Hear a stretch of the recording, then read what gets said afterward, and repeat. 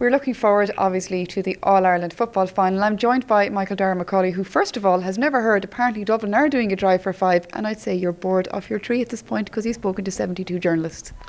That's all part of the gig. Yeah, someone just told me we're doing a going for 5 in a row, apparently. So, that's interesting. Is it? No, not really, no. No, it's all good, yeah. Are you bored? No, I'm not bored. Full of life.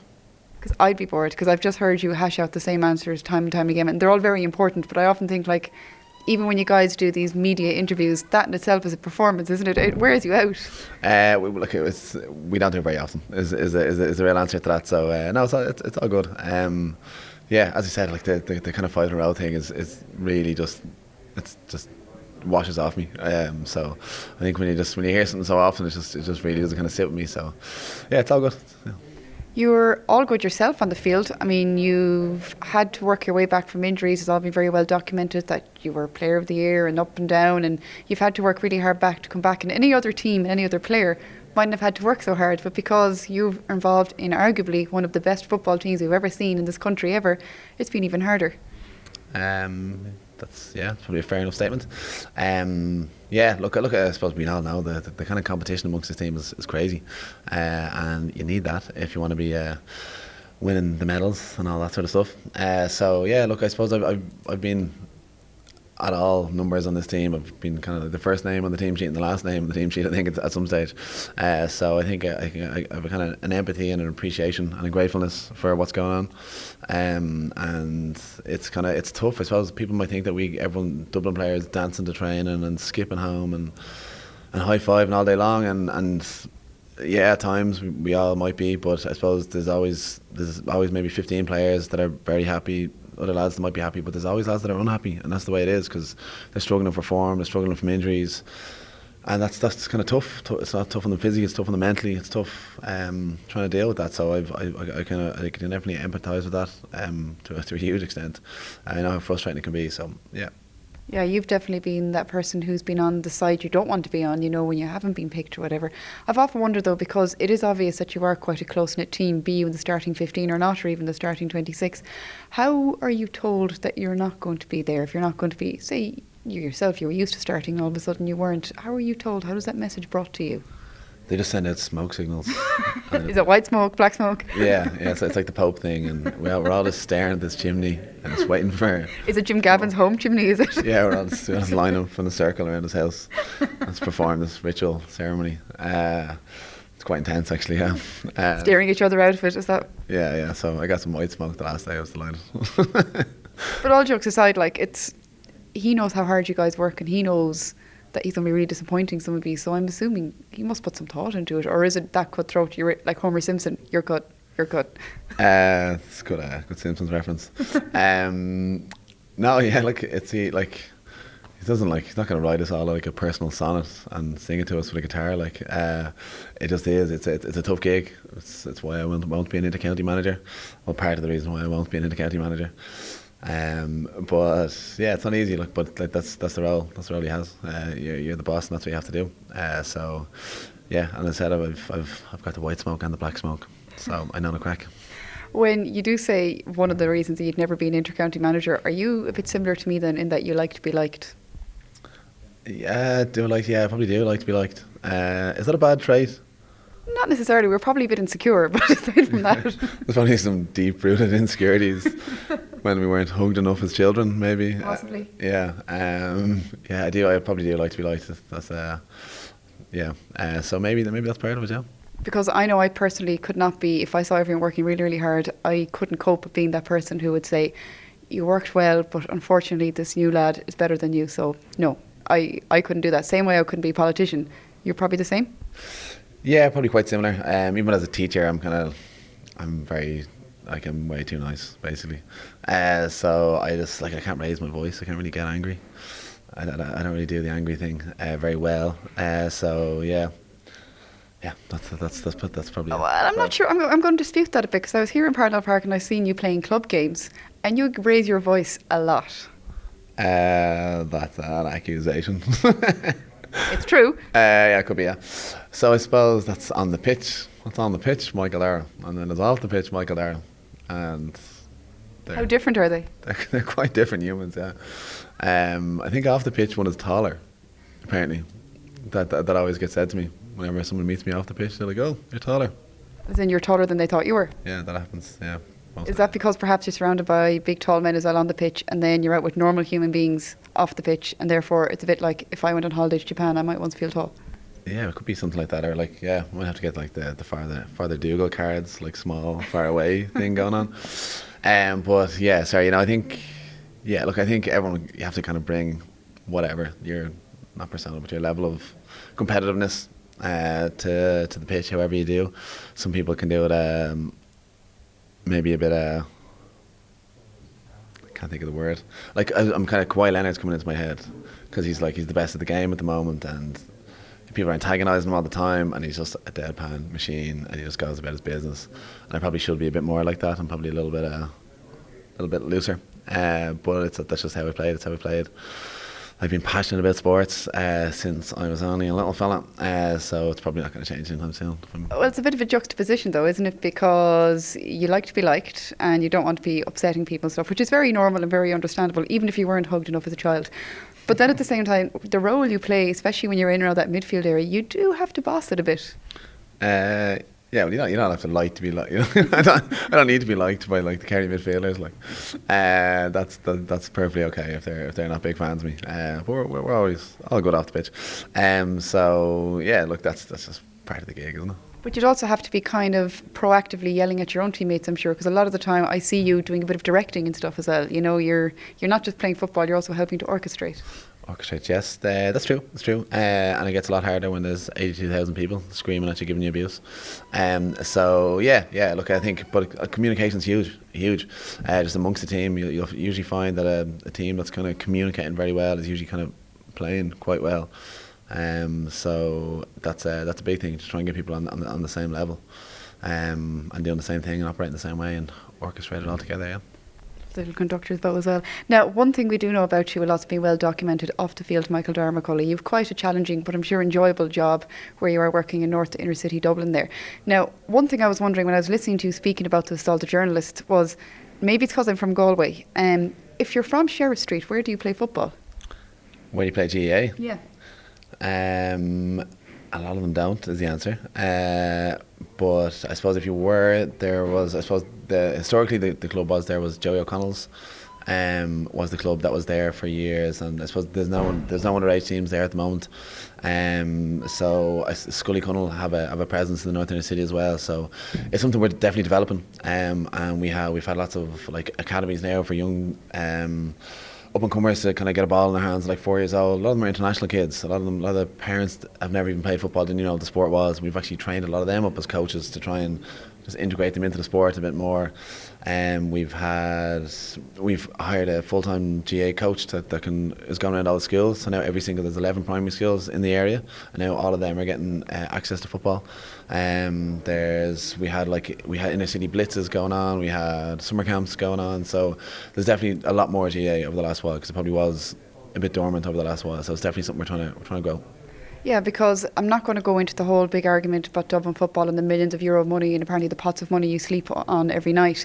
But that in itself... And we get all our food delivered to our houses. I heard that too. And we get gold plated? And I'm not sure about that, but we have there's like sporadic like apartments just dotted around town that we can just like sleep in. I heard that as well. Yeah, it's mad, and all the cars and everything as well. It must be great. All the roads paved with gold. But all jokes aside, what you've just explained is how the GAAs possibly, and Dublin GAA is really helping to improve a child's life who, let's call a spade a spade, some of them don't have many chances in this world. Yeah, look, I wouldn't even narrow it down to the GAA, to be honest. I think we're just trying to give, I suppose, people an opportunity through sport. I suppose I realise how much that I've benefited from sport, and I was probably swimming down a less kind of dangerous river. So it's definitely it's an exciting time to be living, particularly in Dublin, but particularly to be in the inner city, because there's just so much going on. And I suppose, yeah, as we said, we're just trying to give people as many opportunities to kind of to cling on to that, because all the physical, mental health and social benefits that comes with being part of a sport, and maybe particularly a team sport, is amazing. I've benefited from that, and I want kind of other people to do that as well. So you never know, you might actually change your mind and maybe become a manager down there someday.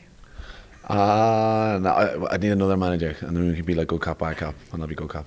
Oh, that's a good place to leave it. I'm not going to be bad cop any longer. Michael Darragh Macauley, Gura Mila Mila Mahad, Sman Wych. Anna Warfad. I'm joined now by Dublin's Paddy Andrews, who's had, I suppose, a difficult start to the year, an interesting start. Me, as a med student, I love talking to people about injuries and stuff. Oh, yeah, great. So tell us about the jaw injury. What was done to you at the time, and how long did it take to recover? Yeah, well, it was a sore one. I fortunately hadn't had any sort of injury like that before. But yeah, a very painful one. But you know, I had a fair idea. Obviously, the second it happened, really, before I even hit the ground, I knew something was up. It was a sore collision, and yeah, I was in the Mater Hospital. Geez, within 20 minutes, I think the game was still on, and I was down there and got a scan and things like that. And at that time, I suppose you're probably a lot of irrational thinking going on. Geez, am I going to play again, or how bad is this going to be? But the medical team and the surgeons ultimately got operated on in St James's Hospital the following day, St Patrick's Day, and a couple of metal plates in, and they said, look, it's a common enough injury, it's very sore, and it's really, really awkward one as well.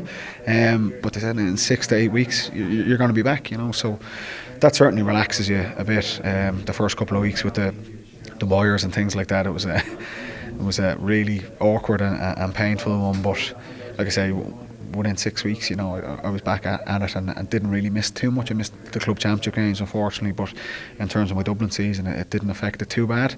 And touch wood, since I've come back, mentally you're not really worried about it anymore. The first couple of training sessions and games back, you're kind of like a little bit nervous maybe about it, but once you get a couple of collisions and things like that, you realise, look, you're grand, and it's been fine since, yeah. So I've heard lots of people tell me when they do get their jaw broken or whatever, even though it's a really complicated joint, it's a weird type of hinge type joint, it doesn't take, like you said, it doesn't take too much to recover from it, despite the fact that we use it all the time when you're breathing, talking, eating. Yeah, it was mad. Like, for the pain of it and the awkwardness of it, you could probably have a bad hamstring injury and be out for longer. You know what I mean? So the turnaround time is quite quick.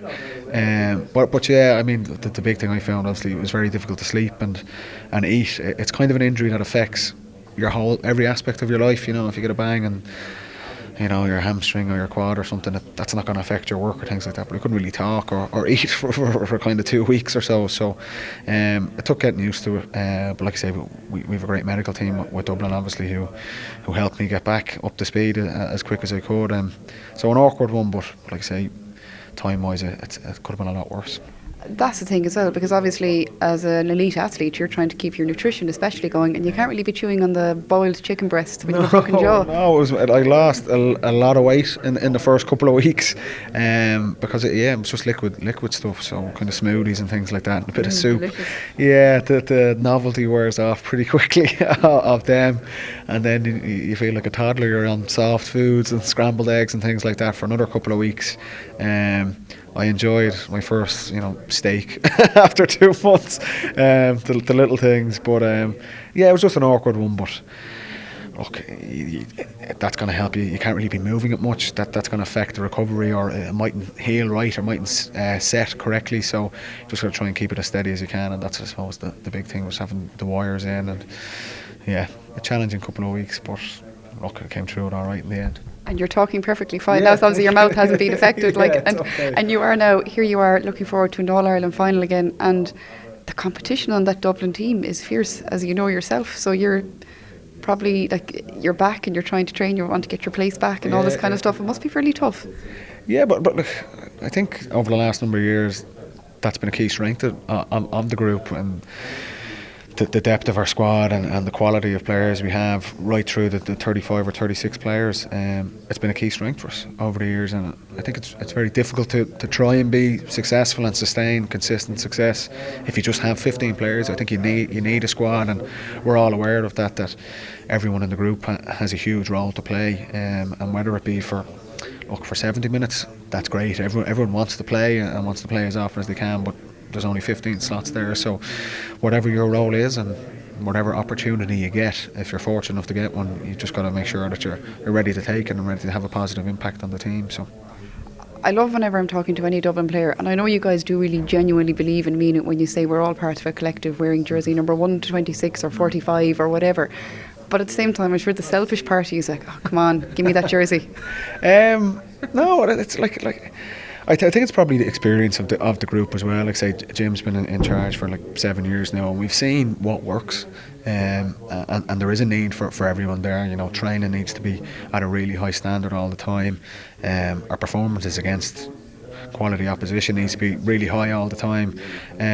So yeah, I think the culture that's been created in the group, that doesn't happen overnight. It takes time for that to foster, but you see the success that it brings. Same as I suppose with anything as players, once you see that something works, you're happy to totally buy into it.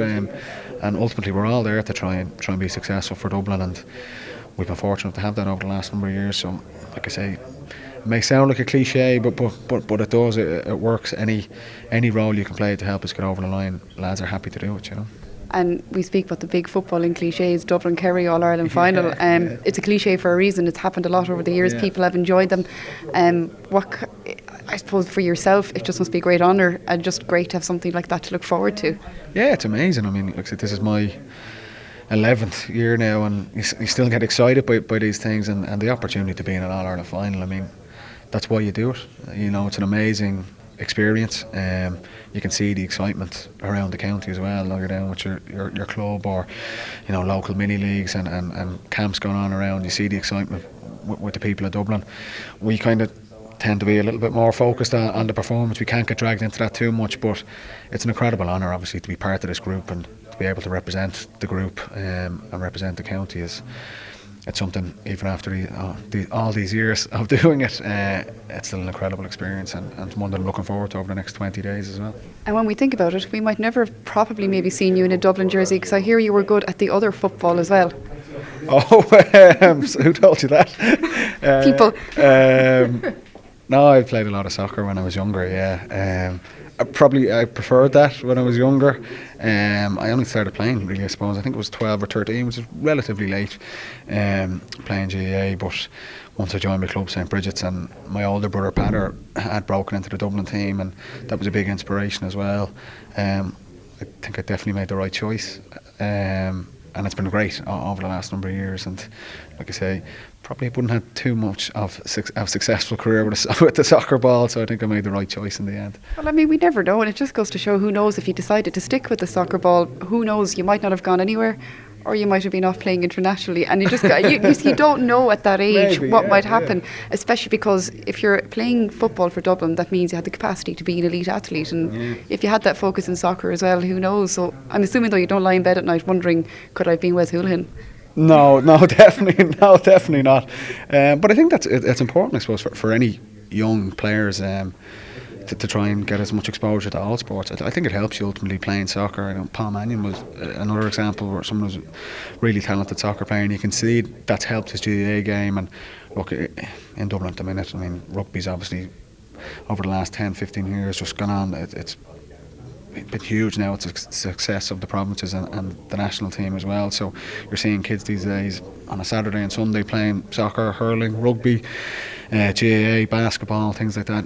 All of those tools ultimately help you become a better sports person. And I think generally around your kind of mid-teens, then you kind of see what's most suited to you, and you can kick on with there. But I'd always say for all young people is to kind of expose themselves to as much sport as they can, and you enjoy it as well, I suppose, which is one of the big things. Well, this is it, and it's something I'd be blue in the face telling people, like, don't force kids to specialise too early. And you're proof there, if you only kind of took up the bog ball, in the early teens, that if you're playing sport, any kind of sport, it all helps. Yeah, definitely. And I think at that age, when you get to my age now and you're playing kind of elite sport, you maybe lose a little bit of that, I suppose, that innocence and that enjoyment of it when you're a kid. And that's ultimately when, if you're 9 or 10 years of age, you go out playing soccer on the street or playing Gaelic football or whatever it is because you enjoy it and you love it. And you're inspired to play it by watching games on TV, whether it's with Dublin or it's Man United or